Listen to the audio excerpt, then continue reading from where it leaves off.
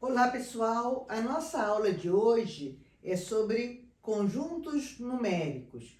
O que são o conjunto dos naturais, dos inteiros, dos racionais, dos reais? Vem comigo! Então, o que são conjuntos primeiro, né? Nós temos uma aula sobre conjuntos. Conjuntos, por exemplo, você tem um conjunto de lápis de cor que está no seu estojo. O conjunto de times de futebol da primeira divisão do Rio de Janeiro, Flamengo, Vasco, Fluminense, Botafogo, etc. O conjunto de planetas do sistema solar, Mercúrio, Vênus, Terra, Marte, todos os planetas. Quando a gente fala de conjuntos numéricos, são conjuntos de números, óbvio. E agora, como é que os números apareceram? Da necessidade do homem começar a contar, por exemplo, quantas vacas ele tinha no rebanho, aí ele botava pedrinhas, aí começaram a surgir números. E nós temos os números romanos, por exemplo. Mas o que a gente usa mesmo são os números, né, que a gente conhece, 0, 1, 2, 3, que são os números arábicos, que apareceram lá atrás. E nós usamos principalmente o sistema decimal. Por que o sistema decimal? Porque você vai 1, 2, 3, 4, 5, 6, 7, 8, 9, aí começa a usar os mesmos algarismos. 10, 11, 12, 13, 14, 20, 21. Então vai de 10 em 10, por isso é o conjunto o sistema decimal que a gente usa. Então apareceram aí os algarismos, tá? Arábicos, indo-arábicos, na verdade, que inicialmente o homem contava 1, 2, 3, 4, 5, 6, ia botar pedrinhas e começou a dar números para aquela quantidade de pedrinhas para contar lá as ovelhas dele, tá? E aí surgiu a necessidade de representar a ausência de ovelhas, o rebanho estava vazio, e criaram o zero. Então, se você tem o 0, 1, 2, 3, 4, 5 e vai, esses pontinhos quer dizer que vai embora para o infinito, é o conjunto dos números naturais, porque são os números que a gente usa naturalmente para contar. Aí, alguma hora, surgiu a necessidade de representar alguma coisa abaixo de zero. Por exemplo, você está num lugar onde a temperatura está abaixo de 0 graus Celsius. Como é que você vai representar? Ou você tem uma dívida na sua contabilidade, né? Você faz a sua conta corrente, você está devendo dinheiro, você está no cheque especial, então você está devendo dinheiro ao banco. Aparece lá um menos na frente, porque é menos do que zero. Então começaram a aparecer os números negativos, como -1, -2, -3. Então já temos aqui dois conjuntos de números. Os números naturais, que vai do 0, 1, 2, 3, 4, 5 e vai embora para o infinito. E quando você bota o asterisco, essa estrelinha aqui, significa que é esse conjunto aqui, que é representado pela letra N, de naturais, tá? Sem o zero. Então, sempre que você vê um conjunto numérico com um asterisco, é ele tirando o zero. Então, os naturais, com esse asterisco, seriam 1, 2, 3, 4, 5. Quando você inclui aqueles números negativos, a gente chama de Z. Por que Z? Porque N naturais. Número em alemão começa com Z. Então, isso aqui vem do alemão, Z são todos os naturais, mas também vai aqui para menos infinito. -1, -2, -3. E, novamente, se você bota a estrelinha, o asterisco, é esse conjunto aqui, só que não aparece o zero, tá? No princípio você se confunde com essas coisas todas, mas depois fica fácil a gente usar. Então, olha só, você também pode querer falar dos inteiros, mas só os positivos. Então, se você bota o Z com este maisinho aqui embaixo, você está falando do conjunto dos inteiros, mas só está querendo se referir aos positivos. Então, seria 0, 1, 2, 3, 4. Que, na verdade, é igualzinho esse conjunto dos naturais, né? Então, os inteiros positivos é igualzinho ao conjunto dos naturais. E, se você quiser se referir aos inteiros negativos, você bota um menos aqui. O zero é tanto positivo como o zero é neutro, tá? Ele está tanto no negativo quanto no positivo. Então, é 0, menos 1, menos 3, menos 4, até menos infinito, tá? Então, olha só, a gente tem as letras que representam os conjuntos, o asterisco quando a gente quer tirar o zero, o maisinho aqui embaixo, ou menos se a gente quer se referir só ao grupo dos positivos ou negativos do conjunto dos inteiros. E, obviamente, se você quiser tirar o zero aqui desse conjunto, você vai chegar aqui e simplesmente botar aí o zero, vai sair, tá? Vai sair, vão ficar só os diferentes de zero. Agora, perceba aqui nesse desenho, eu representei aqui o conjunto dos naturais, então aqui dentro estão todos esses infinitos números. Só que todos os naturais também são inteiros. Os inteiros são os naturais, mais aqueles menos 1, menos 2, menos 3. Então, o conjunto dos inteiros, que está representado aqui, ele contém o conjunto dos naturais. Por exemplo, o 3 é natural e é inteiro. Agora, o menos 3 estaria aqui, porque ele é inteiro, mas não é natural. Então, como é que a gente faz isso? A gente já aprendeu em conjuntos. Z contém o N. Ou o N está contido no Z, tá? Aquele que é menor está sempre no lado fechado. Dica para lembrar, tá? Aquele que é menor, o N é menor do que o Z, ele está contido, ele está no lado fechado. O N está contido no Z, ou o Z contém o N. É isso aqui, está representado aqui no nosso desenho.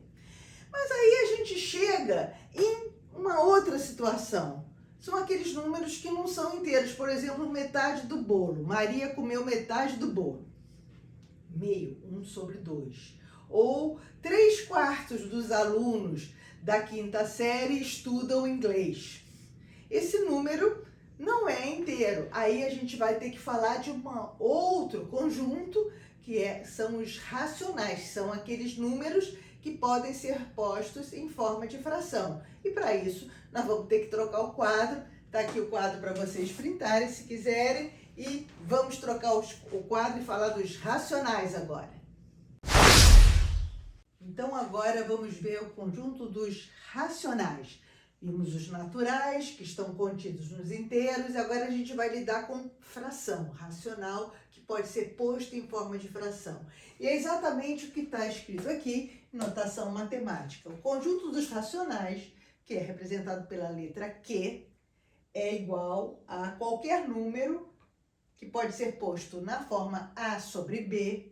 Esse tracinho aqui quer dizer tal que A pertence aos inteiros. Então, o A é qualquer inteiro, positivo ou negativo. E B pertence aos inteiros também, com uma exceção. B não pode ser zero. B tem que ser diferente de zero, tá? Por quê? Porque não existe divisão por zero, tá? Então, você não pode ter zero no denominador, tá?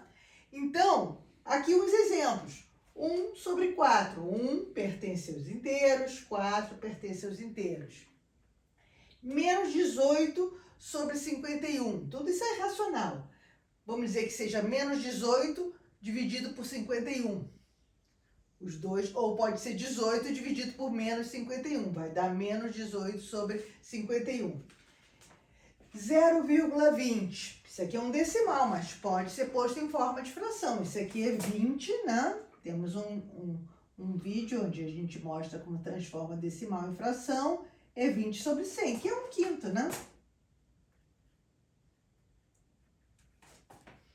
Então, isso aqui é uma fração, tá? É um decimal.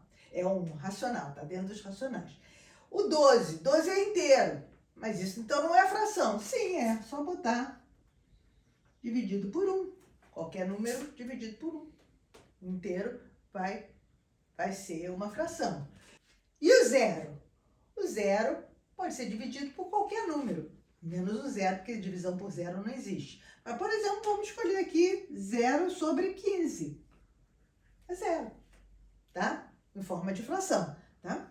E aqui nós temos aqui embaixo um caso especial.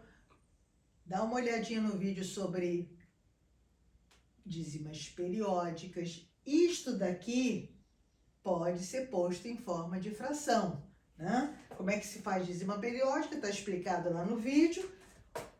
Tá o 4 se repetindo, é 0,44444 ao infinito. Isto daqui, a gente aprendeu, é 4 sobre 9.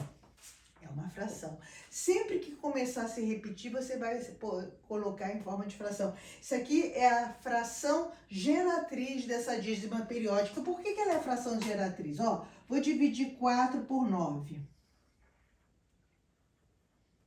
Não dá 0,40. 4 vezes 9, 36. Sobra 4. 40. 4 vezes 9, 36. Sobra 4. Estão vendo que vai se repetir sempre a mesma situação? Então, sempre que você tiver uma repetição, não precisa ser um número só, por exemplo, podia ser 23, 23, 23, você vai conseguir transformar a dízima periódica na fração geratriz. Então, é um racional. Pode transformar em fração, é um racional. E quando é que você vai poder transformar em fração? Sempre que começar a repetir. Que aí vai repetir para sempre. Você pode transformar em fração, tá? Então, vimos aqui o que são os racionais. Temos conjuntos, subconjuntos especiais dos racionais, né? Igualzinho que a gente viu nos inteiros, nos naturais, você pode representar, por exemplo, todos os racionais exceto zero. Aqui, todos os racionais positivos. Positivos inclui o zero. Zero para diante, tá? Depois aqui, todos os racionais negativos. Zero para baixo. E aí, você também pode, desses dois aqui, querer representar todos os positivos e negativos menos o zero. Bota o asterisco. Quer tirar o zero, bota a estrelinha lá em cima, tá? Então, olha só. Todos esses conjuntos aqui estão contidos, são subconjuntos, estão contidos nos racionais. E aí, nós vimos antes que os naturais estavam contidos nos inteiros. Então, 3 é natural, e 3 é inteiro, e 3 é racional, porque você pode botar 3 sobre 1. E o menos 3 é inteiro, mas não é natural, mas é racional, porque você pode botar menos 3 sobre 1. Ou pode botar o 3 sobre 1, tá? Então, eles estão contidos nos racionais. Aliás, tá errado isso aqui, porque isso aqui não tá aqui fora, tá? O menos 3 sobre 1 é menos 3, tá aqui dentro, tá? E nós temos números que são racionais, mas não são nem inteiros, nem naturais, tá? Por exemplo, 1/2. 1/2 é racional. Esse 2 aqui não quer sair, mas é 2, tá? 1/2 é racional, mas não é nem inteiro, nem natural, tá? Então, este conjunto aqui contém o conjunto dos inteiros e contém o conjunto dos naturais. Aí vai aparecer uma coisa aqui do lado. Esse I aqui é de irracional. Como vocês já devem estar desconfiando, quer dizer que não pode ser posto em forma de fração, tá? E você vê que ele fica aqui do lado, é um conjunto especial. Ele não vai conter os outros, é um grupo muito grande, especial, tá? Então, vamos mudar o quadro para falar agora do que são os números irracionais. Vamos agora para os números irracionais. O conjunto dos números irracionais é aquele conjunto que os números não podem, não conseguimos botar eles em forma de fração, por isso que eles são irracionais, tá? Vamos ver aqui a definição. Números irracionais são números que têm infinitas casas decimais não periódicas. Isso aqui é que é importante. O que quer dizer não periódico? As casas não vão repetir o padrão delas, os números não se repetem, né? Nós acabamos de ver, quando vimos números racionais, que uma dízima periódica, ela vem de uma fração, ela tem a fração geratriz, que a gente chama. Então, ela pode ser transformada em uma fração, ela é um número racional. Um exemplo aqui, né? Eu botei outro exemplo antes, mas agora olha aqui, 0,23, 23, 23 e vai para o infinito. Tá indo para o infinito, mas está repetindo sempre 23. Tá? No vídeo de dizima periódica a gente aprende que isso é 23 sobre 99, quer dizer, vira aqui uma fração, né? Que é a fração geratriz dessa dízima. Aqui eu botei alguns exemplos interessantes para a gente ver de situações como essa aqui, que são números irracionais. Por exemplo, a raiz de 2. A raiz de 2, se você pegar a sua calculadora e mandar calcular a raiz de 2 e começar a aumentar o número de casas decimais, você vai ver que vai embora. Né? Aqui eu botei 1,41, 42, 13, 56 e vai embora, tá? E tem aqui um número famoso, que é o pi, tem até um filme chamado Pi, que é sobre as questões matemáticas, que é 3,14,15,9,2,65,358, também vai embora. Esse pi aparece quando você mede o comprimento de uma circunferência. Uma circunferência de raio R, tá? O comprimento dela é 2 vezes este número, o pi, 2 vezes pi, vezes o raio dela. Você consegue medir o comprimento de uma circunferência. Normalmente você aproxima para 4 casas decimais, uma coisa assim, para calcular, tá? Então, o pi é um número irracional. Agora, será que tem muitos números irracionais? Tem, infinitos, né? Por exemplo, aqui eu botei os números naturais que a gente já viu conjunto. 0, 1, 2, 3, 4, vai embora, tá? Alguns números naturais são quadrados perfeitos. O que é um quadrado perfeito? É um número cuja raiz quadrada é o natural. Por exemplo, o 0 ao quadrado é 0. Então, 0 é um quadrado perfeito. O 1 ao quadrado é 1.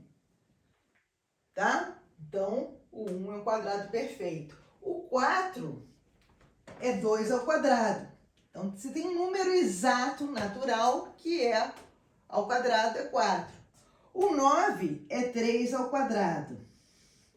Mas se você for pegar o 2, o 3, o 5, o 7, o 8, o 6 e tentar achar a raiz quadrada dele, você não acha um número exato. Você vai achar um número irracional. Então, raiz de 5 é um número irracional, raiz de 3 é um número irracional, raiz de 8 é um número irracional, raiz de 83 é um número irracional, raiz de 81 não, porque 81 é um quadrado perfeito, porque 9 vezes 9 é 81. Mas todos aqueles que não são quadrados perfeitos, a raiz dele é irracional. Então, vamos botar aqui uns exemplos. Aqui eu desenhei aqui nos nossos conjuntos, os irracionais.